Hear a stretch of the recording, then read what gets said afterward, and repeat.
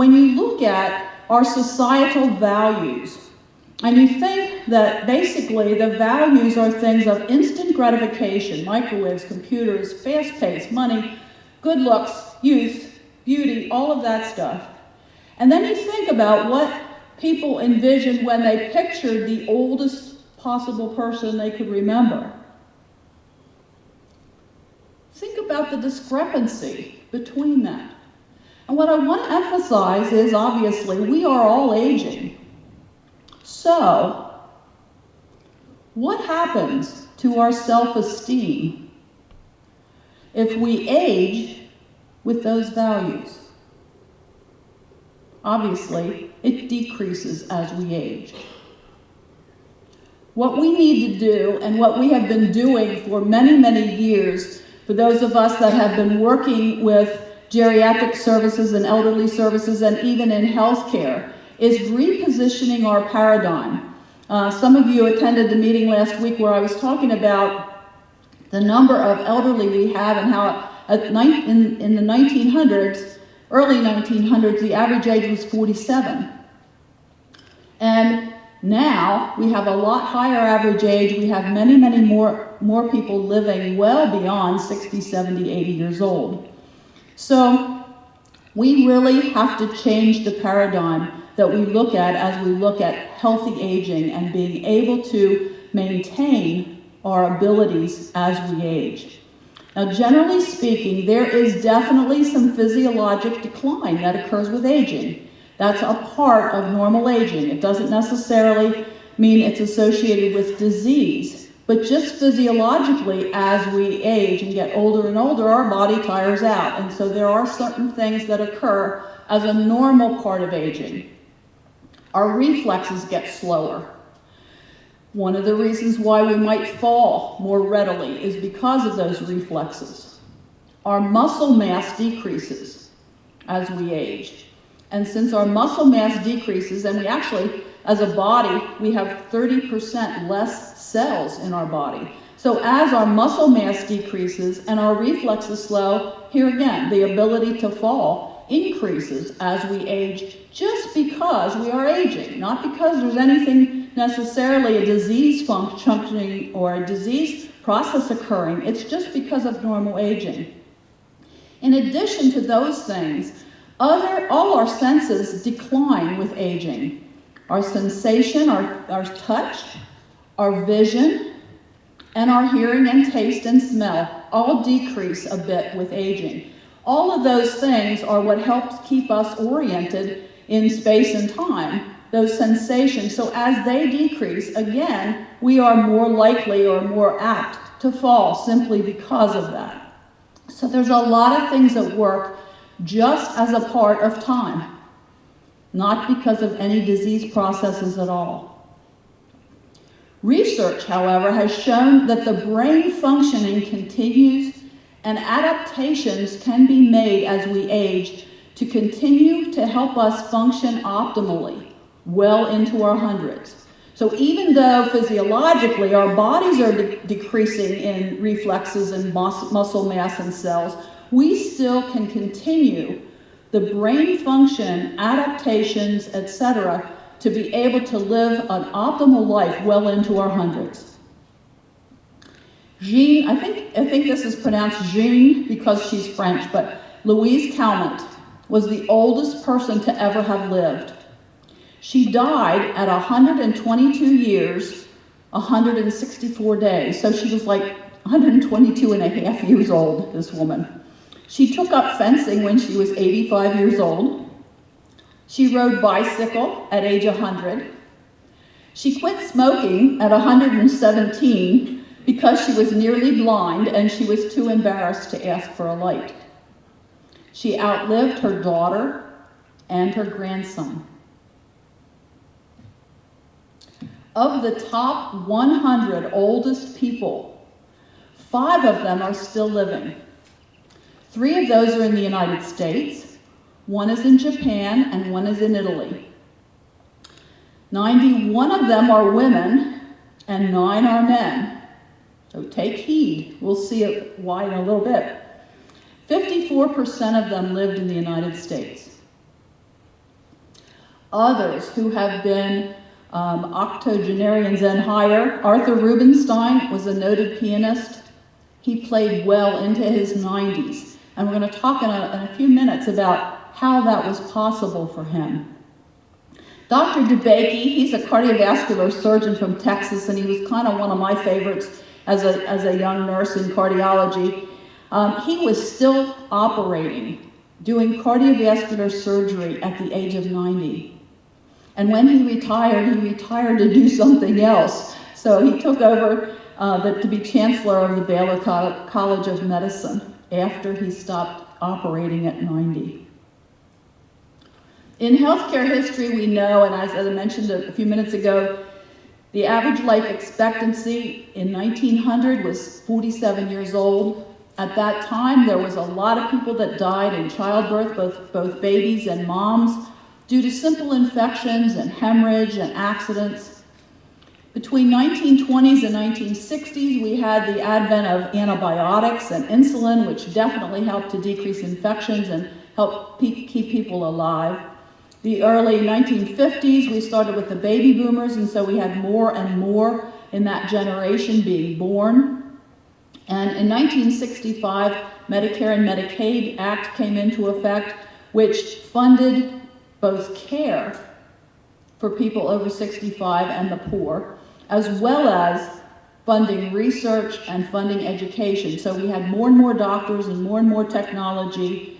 And the result of all of this, as well as the baby boomer generation, was there were more people living longer. In the 1970s, that was an era that the whole 1970s was known as like a wellness revolution. Mostly that wellness focus initially was related to a safe work environment.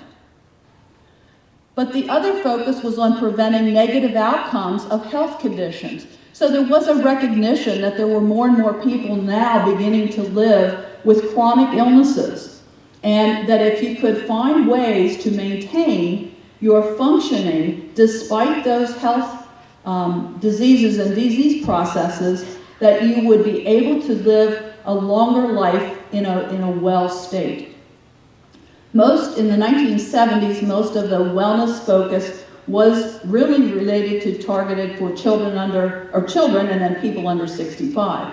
However, even all of that focus on children and people under 65 at that point in time led to, again, more people living longer.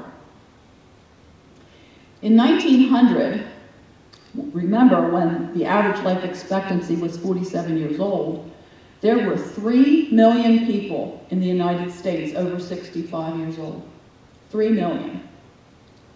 In 2011, just a few years ago, the first baby boomers turned 65, and today there are over 40 million people over the age of 65. Now, 1900 wasn't that long ago, but look at that difference. From 3 million people over age 65 to 40 million people over age 65, and much of that improvement and increase in life expectancy and increase in number of people was related to these advances in healthcare and prevention and wellness and all of that was in effect in the 1940s, 50s, 60s, and 70s.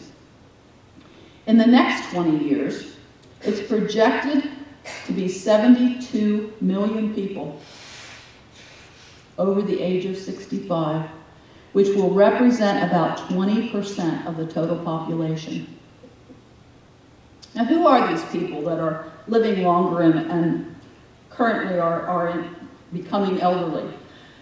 They are significantly better educated than their parents were. Generally now, we have 77% of people over 65 are high school graduates, and 21% have a bachelor's degree. That's more than double what it was in 1920. Higher education is statistically correlated with higher incomes and higher levels of health. So we also have incentives to be well and to be focusing on longevity. Heart disease and cancer are still the leading causes of death for those over 65. And that has been for a long, long time. I was looking at some statistics in 1900, and heart disease and cancer were pretty high on the list in that era as well. But what's interesting is that even though heart disease and cancer are still the leading causes of death, the death rates have dropped 50% since 1981. 50% since 1981, that's pretty awesome. However, death rates for diabetes and respiratory infections increased 29% and 50% respectively. So remember to get your flu shot in the fall. Functional impairment. When we talk about functional impairment, we're really talking about activities of daily living and independent areas, such as activities of daily living are bathing, eating, walking, toileting, and transferring. IADLs are things like using the phone, preparing a meal, going grocery shopping, doing housework, and managing your money. But functional impairment has decreased from 49% in 1992 to 42% in 1997. Now, since then, it's leveled off, but this is in people 65 and over. Functional impairment has decreased. So we are finding ways to live a higher quality of life and living that longer. Women tend to have more functional limitations than men, but you'll remember that I said of the oldest 100 people that are living, 91 of those were women. So we know that women live longer, so they have a greater length of time to become functionally limited. Let's put it that way. Even with all our continued emphasis on physical activity, these past 10 years are flat when you look at the number of people that are actually 65 and over and engaged in physical activity. So even with this wellness revolution, we haven't done a whole lot in increasing those numbers. Only 25% of people 65 to 74 are physically active. And if you're over 85, only 11% of people over 85 are physically active. And here's where there is a difference between men and women. Men are more physically active than women. That may be because of the number of functional limitations that women have, or it just may be a fact that men tend to be more physically active and have had more physically active jobs in the past. Obesity is a major cause of preventable disease and premature death because it plays a significant role in heart disease, diabetes, arthritis, and many cancers. And we do know that now, today, 32% of people are 65 and over are obese. Now, when we focus on research, those of you that know me know that I like to look at what is the empirical evidence for things, not just on disease prevention, but looking at complications, looking at optimal aging. What is the research and what does it say about optimal aging? How can we optimally age? What does that mean? The definition for optimal aging is the capacity to function across many domains: physical, functional, cognitive, emotional, social, and spiritual, to one's satisfaction and in spite of one's medical conditions. Now, if you look at that again, there are 6 dimensions there. We know we have 6 dimensions of wellness that we focus on here in Masonic Village, but it's those dimensions, you can function across those to one's satisfaction and in spite of one's medical conditions, in spite of disease. Optimal aging provides a tremendous opportunity for growth and development of new capabilities. It's totally under someone's control. Remember, I talked before about the brain and the brain being very functionally adaptive in later years. And it allows for the ability to successfully adapt to many challenges of aging through selection, optimization, and compensation. These are 3 ways that the brain assists people in adapting. I'm going to give you an example of this. Arthur Rubinstein, we said, was a a well-known pianist who was able to play well into his 90s. And the way that, I already told you that our reflexes decrease over time as we age. Well, his did as well. And our muscle mass decreases, making the capability to do things decrease a little bit. What he did was he reduced the number of pieces he played. So he selected those that he was able to do. Instead of playing always the most complex songs, he adapted by selecting what he played. He optimized by putting in more hours of practice so that those fingers and the reflexes could learn and continue to function in a pattern. And interestingly, the compensation that he did was he decreased the speed of his playing prior to a fast movement, thereby creating the impression of speed, even though he wasn't actually speeding up because his fingers maybe couldn't keep up. He would slow down a passage right before the places to speed up so that it appeared as though there was a speed. So these three things, selection, optimization, and compensation, are three ways that our brain helps us to adapt to aging. Dr. Sherwin Newland is from Yale University School of Medicine. He believes, he makes rounds in the nursing homes, and he says that 50%, he believes, of the people that he visits in nursing homes would not have to be there.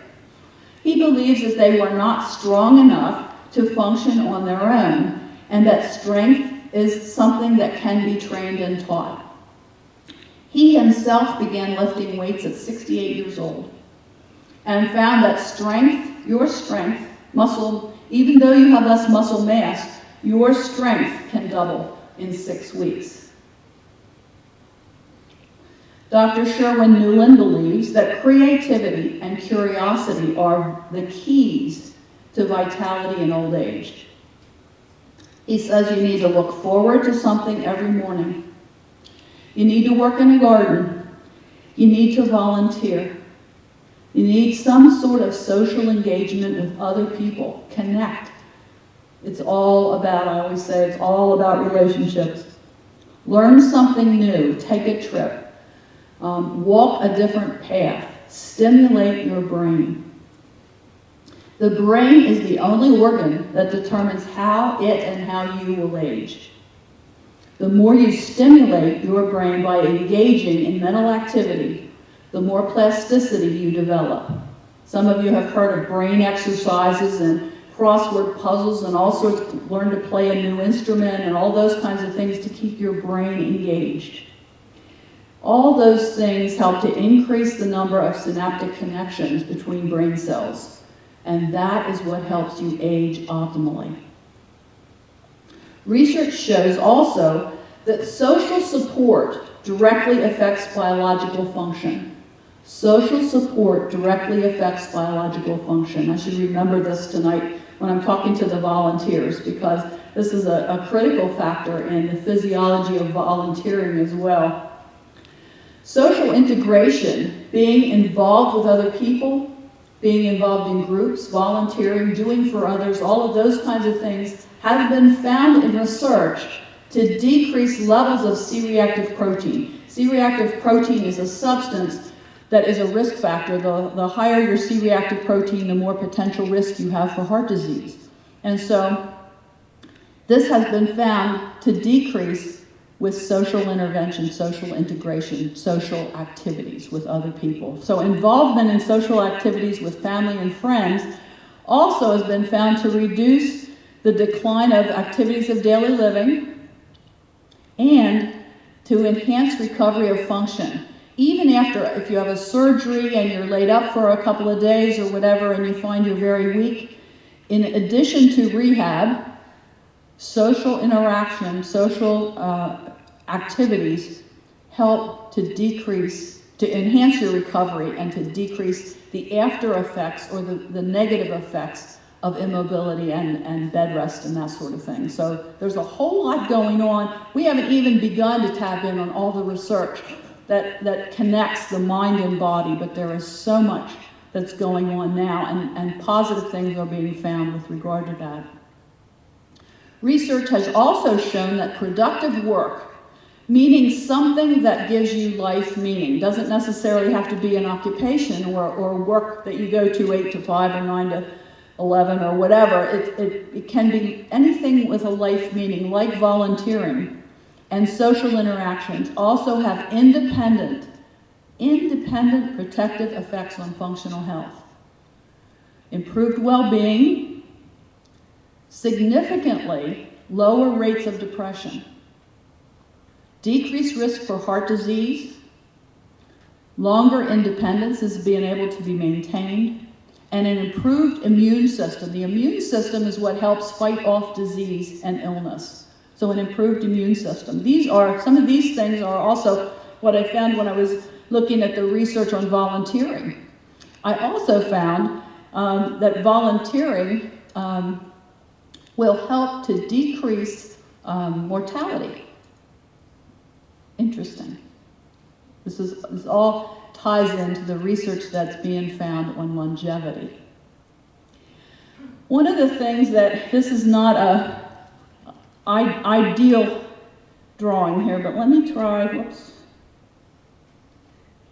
There's my pointer.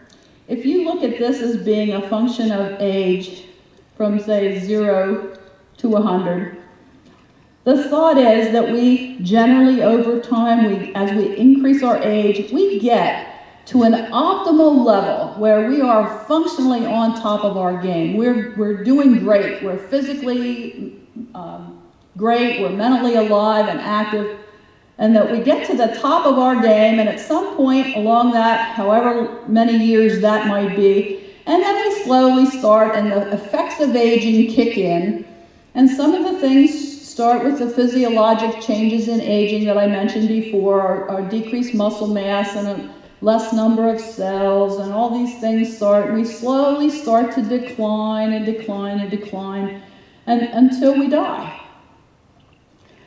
And the whole wellness revolution and the whole focus on optimal aging today is to try to take, I call it squaring the curve. It is, instead of being on top of your game and then slowly declining, our goal for everyone and what we all hope to have happen is that we get up here and we stay functionally, physically, mentally alert, active, everything going really good for a longer period of time as we age, and then perhaps something happens, maybe a major stroke or something, and then we decline.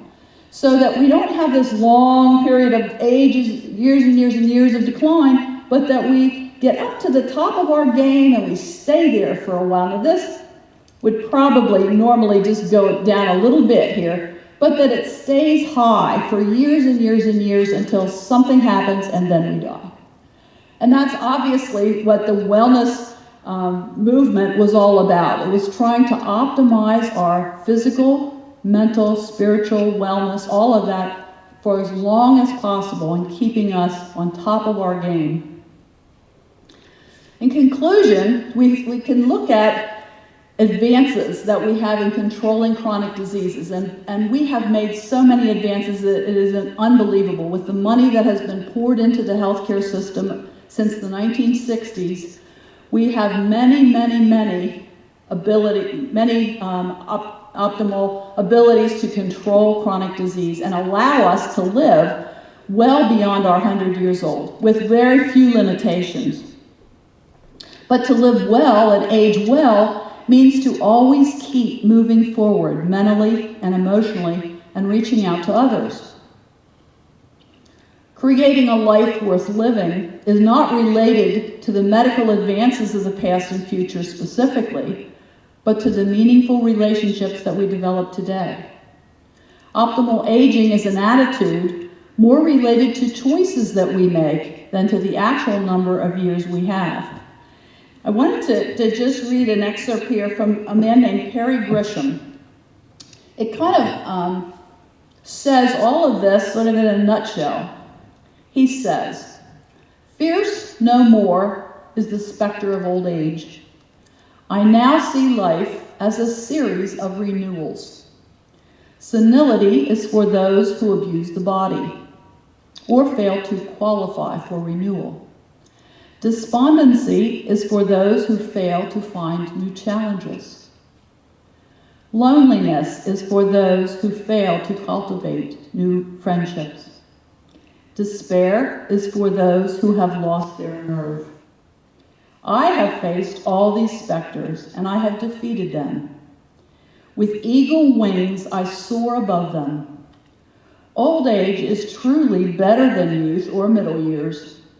I have earned the right to be wise and to enjoy the inner splendor which has replaced the external concerns of my busiest years.